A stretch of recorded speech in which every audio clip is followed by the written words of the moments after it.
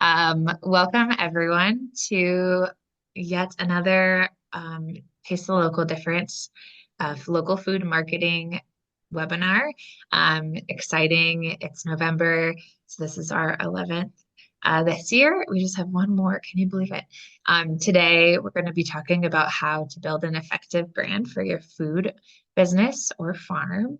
Um, and yeah, we're excited to talk about it. Something we talk about often.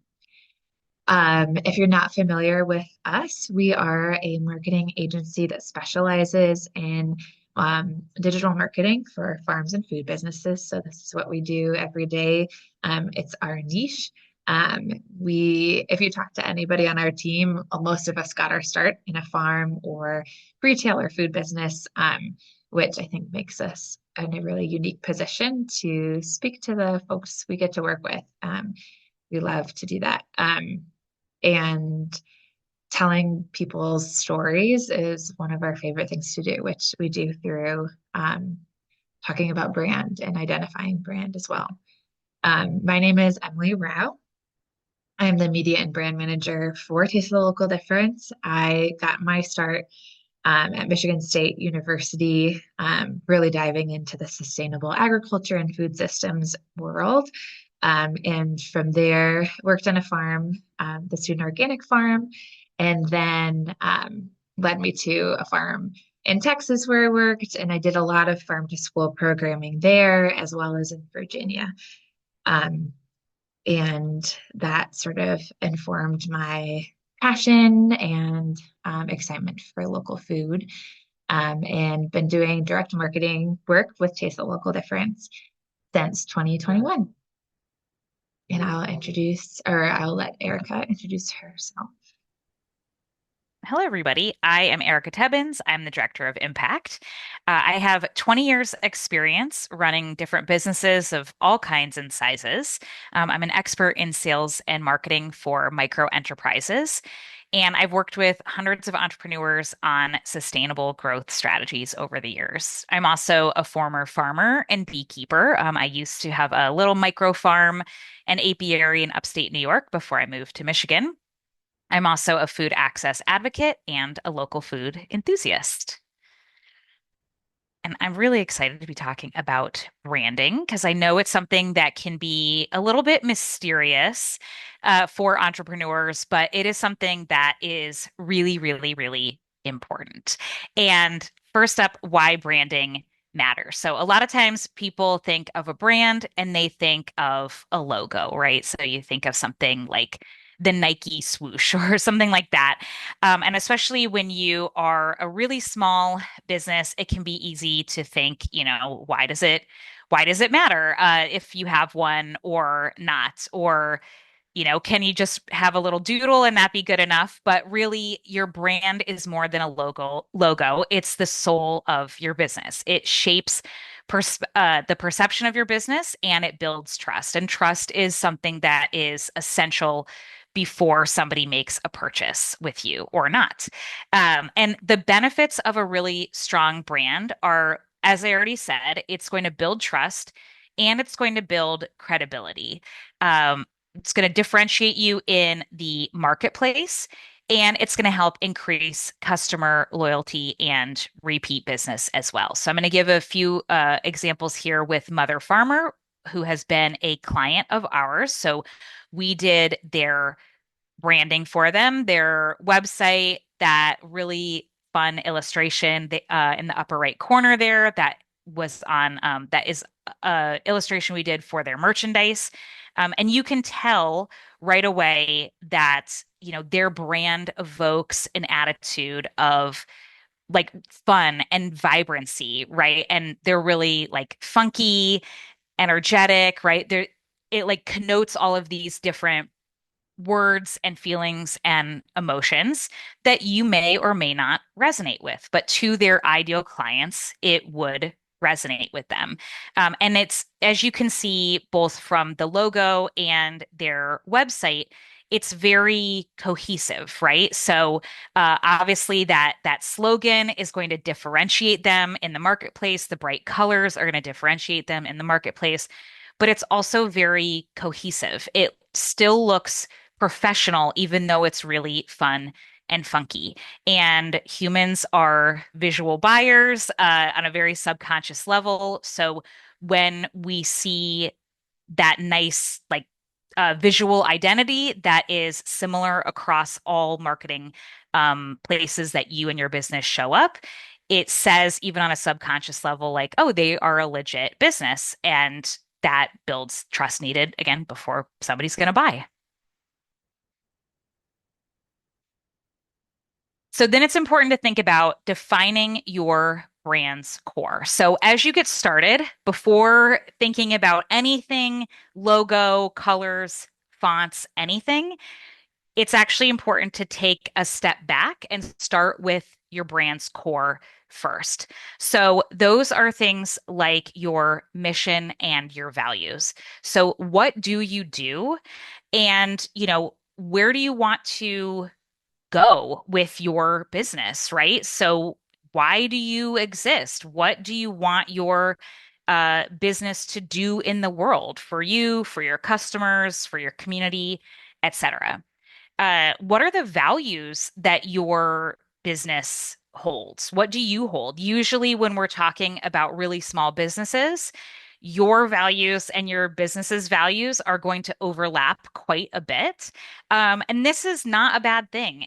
Shared values can resonate with your customers and build loyalty. So often, your values are going to be the same in your business and with your customers, with your potential clients, right? And so having those out there is great because it's going to attract the right values aligned people to you. And what is your unique selling proposition? So, what is it that makes you unique? So, typically, whether you are selling organic greens or you are selling seasonal jams or like handcrafted spirits or anything like that, you have some sort of competition. So, what is it that makes you and your business different? Do you have regenerative practices, locally sourced ingredients? Is it something even more niche than that?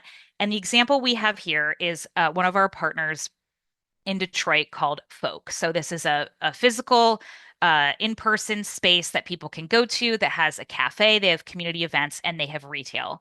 And you can see right here that they are highlighting what makes them unique and what they value. So it says right at the top, experience folk where community meets quality, right? So right away they value community and they value quality. And right underneath, it says, spend your Detroit days with us.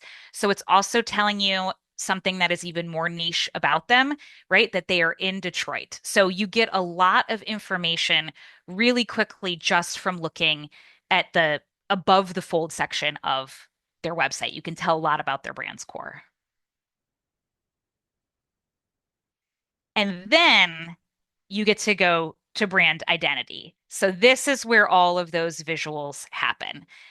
That is things like the logos and the colors, the typography, also known as fonts, and the packaging, and making sure that you have those consistent aesthetics across the platforms, as I was mentioning, like with Mother Farmer. So this is Lakeview Hill Farm and Market that we have also done all of their brand identity for them here.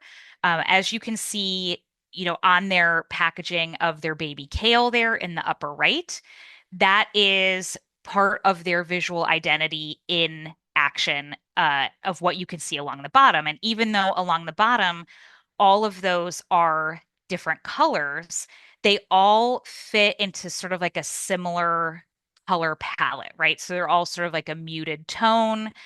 They all look like they belong together, right? Everything is very cohesive. So if you were familiar with this brand, if you were familiar with Lakeview Hill Farm, and then you were shopping in one place and then shopping in a different place, you could kind of see out of the corner of your eye a different label of theirs. And in an instant, you would know, oh, that's Lakeview Hill Farm, right? Without even reading the label or anything, just from that visual brand identity, your brain would know that's most likely Lakeview Hill Farm, right? And so this is the importance of having all of that be cohesive because, again, when you as the shopper, even if you're not actually really thinking about this, like taking a lot of time to think about this consciously, subconsciously, this says, oh, this business is very legit. They know what they're doing. They must have quality products. They must be worth the value of what I'm going to pay for it.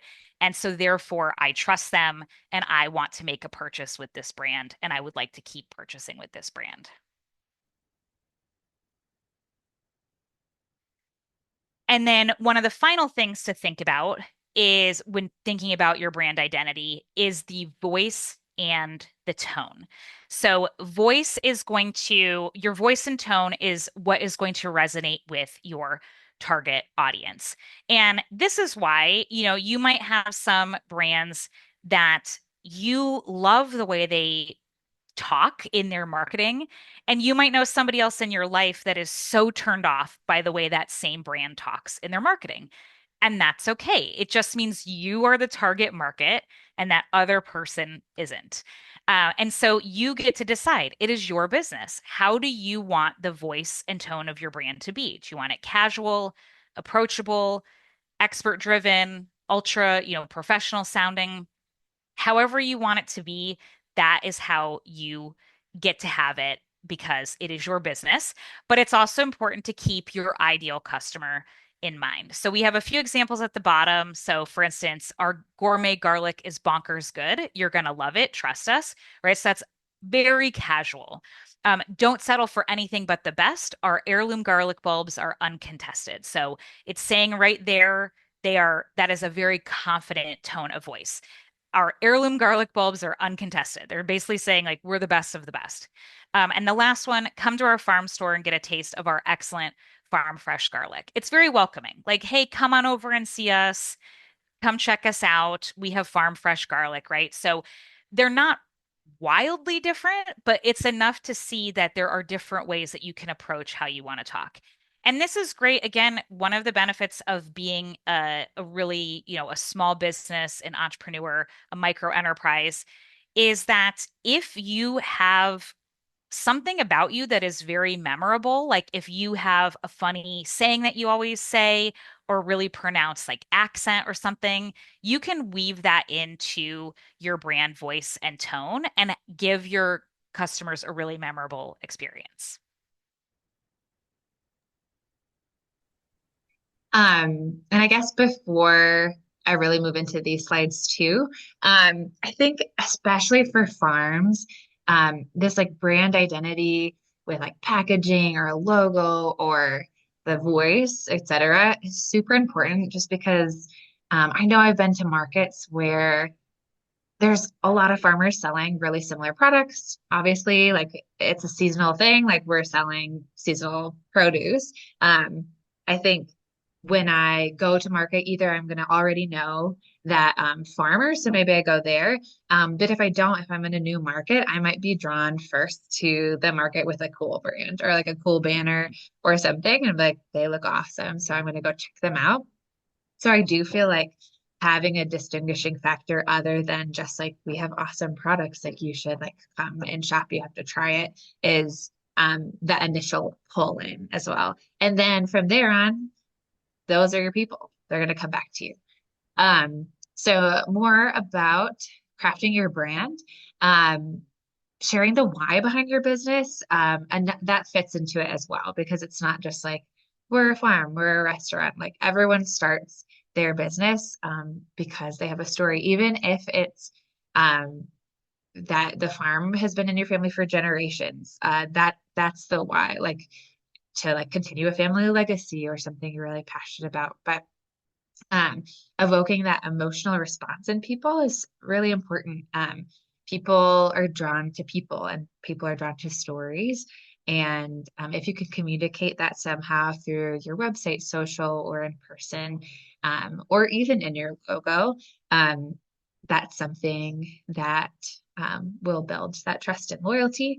Um, and then getting personal. So, even like in this webinar, we introduce ourselves first, right? And our experience and background, just to give you a sense of like who we are, where we come from. Um, and that's important for any business to do as well. Um, people will choose smaller brands often because they can actually get to know the people behind them. It's not this huge corporate entity that, sure, they have like great marketing, so they've got like some personal stories that they can share. Um, but when you can actually talk to someone or see that on a personal level is really awesome. And then in this example, I mean, this is Verdant Hollow Farms. They're in Southwest Michigan. They are sharing the why behind their business on the website. Totally encourage to scroll through. Obviously, I can't capture the whole thing on here, but they go through why certified organic is important to them and why that process of getting certified was important and why regenerative agriculture is what they're interested in and why they decide to raise animals the way they do. Um, you can definitely have a website that's simple and just gives straightforward information, but this really adds another layer to your brand and just expanding your brand. Um, Something else I'll say is if you don't have any of this stuff in the digital world, it can be overwhelming to think, oh gosh, I need to do like my logo, fonts, colors, talk about all of these things online. You can start small or you can start kind of in the background too. You can like get your stuff together before um, it feels like a huge launch of like, okay, now everything is gonna, um, I'm doing an overhaul of everything. But you certainly can do that too. That's definitely an option. It's your business. You can do whatever you want, which is a nice freedom. um More into sharing the why behind your business. So that's Verdant Hollow Farms, which is the website we were just on. They even in their like short little bio, so everywhere you find them online, you're going to know that land stewardship, regenerative practices are important to them. Um, Female owned is called out here, and again, that organic certification. So just calling out um, those things, just kind of like the folk cafe and restaurant did as well, and retailer is you should be able to capture that brand in just short statements so people can, even without diving totally in and reading all of your content, they know what you're about. Um, Doing a social media is awesome because you have not just text to describe who you are, but you can include videos and photos to just give that background of who you are and put a face to these like this female-owned regenerative practice that you do. People could get a sense of who you are and what your day-to-day looks like. Um, and then that medium, I think something is really exciting that we always get to tell our clients is um, you can create one piece of content, which that could be like a blog article or a social post or something you've written for your website, and you can translate that into different mediums. So, like, for example, that blog post you wrote, you can use those images in a social post and sort of sum up that blog article, and you can feature that on your website. You might use that in a newsletter. So you're not just duplicating your efforts over and over and over, um, but adapting that same story to fit in multiple places. Speaking of adaptability, we're gonna kind of switch over to, let's say you already have your logo or your hand-drawn logo, which also like you can totally have a hand-drawn logo as long as that's kind of like pieced out and pulled into other brand elements. That's totally cool. Um, but say you have something that you're not in love with, or you think it's time for a change. Um, Deciding when to rebrand could be as simple as just like, do I have time for this to focus my energy here right now? Do I decide that's something that's in the cards? Um, some things to consider is like, is your audience changing? Are the people you are selling to, are they different kind of than what you started? Maybe you're selling more wholesale now than you are just to direct to consumer. Um, you might um, you might have started with selling um, just like from your home, but now you have like brick and mortar. There's a lot of different things, ways your customers can change or your business might change, or you just want to say like, hey, we're growing, and we want to show you something new. Like we have an updated mission or more services, new values.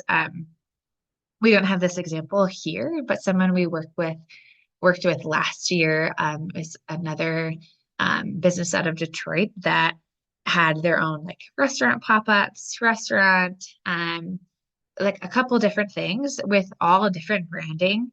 And they wanted to make something cohesive. So you knew this was all under one umbrella.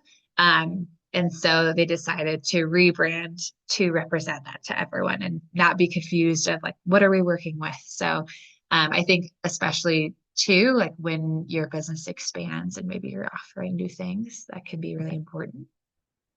We give you an example here of like how a brand can change. So this is Taste the Local Difference. We just celebrated our 20th year as a entity, and we've been putting out some sort of printed material every year, and sometimes multiple print publications. And you can see over 20 years, um, our brand has changed a lot. And that's either due to the market, and or just stylistically, things that have changed over the years. We decided to rebrand in our 20th year because it's a milestone. And we thought it was time for a refresh.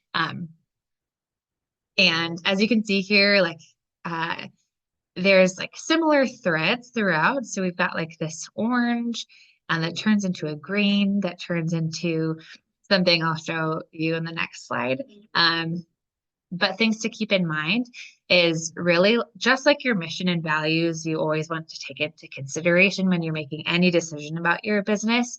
The same process can be applied to when you're rebranding is you still want to be recognizable to your customers. And so like keeping some sort of brand element through, whether it's like color or like a vibe or a shape or something. It's important even in like these huge corporate